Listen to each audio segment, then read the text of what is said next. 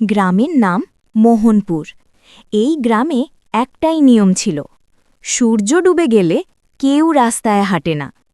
কারণ মাঝরাতে গ্রামের শেষে এক পুরনো ইটের রাস্তা আছে, যেটাকে সবাই বলে নীরব পথ।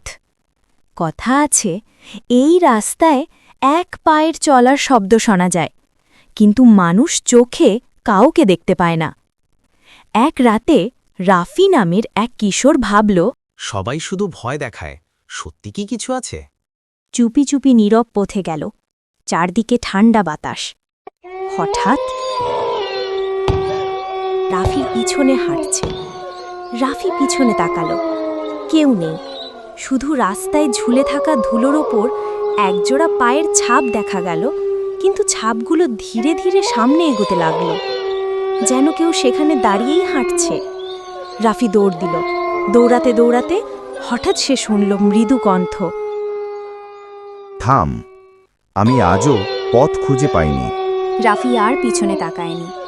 পরের দিন গ্রামের লোকেরা দেখল নীরব পথের একদম শেষে নতুন আরেক জোড়া পায়ের ছাপ, যেন কেউ সেখানে এসে দাঁড়িয়েছিল কিন্তু ফিরে যেতে পারেনি। তারপর থেকে গ্রামের মানুষ আর কখনো সেই পথে হাঁটে না। রাফিও